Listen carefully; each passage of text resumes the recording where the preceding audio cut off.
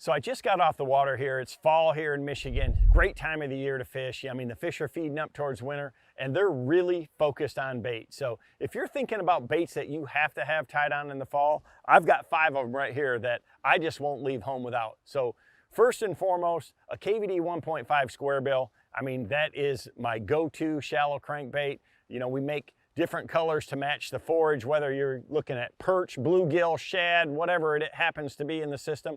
It's just a great bait, whether you're fishing shallow cover in the back of a creek or you're cranking grass out on a main lake flat. It's a go-to bait for me for that 4 to 6, 7 foot zone anywhere I go in the country. It's just a great fish catcher. You know, another bait that is a great fish catcher is a Thunder Cricket. So a vibrating jig, you know, I usually put a blade minnow on it. It's a tremendous, tremendous big bass catcher. I use it in clear water. It's a great smallmouth bait.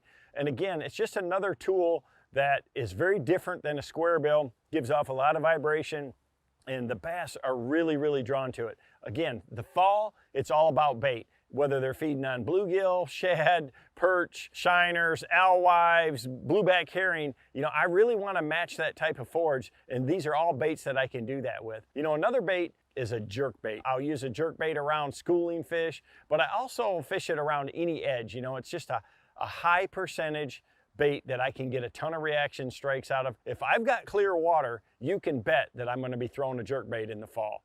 Another bait is a spinnerbait. What better lure is there to imitate bait fish? It's super versatile because you can fish it super shallow. I can burn it right underneath the surface in clear water. I can slow roll it around laydowns and logs. I can fish it around boat docks. I can throw it around bushes. I mean, it is top to bottom a bait that you can really control the depth zone of. And again, pick a color that matches the forage in the system that you're fishing, and it's just a go-to. So day in, day out, I'm always thinking about a spinnerbait. Usually a double willow in the fall. I like those, you know, willow blade combinations to imitate those bait fish, but it really just depends on the water clarity. You know, if you get a big rain, like we've had lately, we've had a lot of hurricanes and things like that. Some of the lakes have rise, the backs of the creeks get dirty. That Colorado blade spinnerbait can be really, really good, but a spinnerbait is something you should never leave home without in the fall of the year, for sure.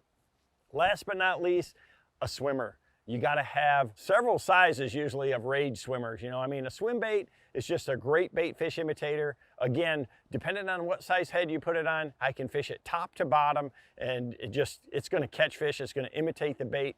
Anywhere that I go, I can match a color, whether it's shad, bluegill, perch, whatever it happens to be, and the size, whether it's a 275 or all the way up to a really big one, I can use the right size swim bait to match the forage in the system that I'm in.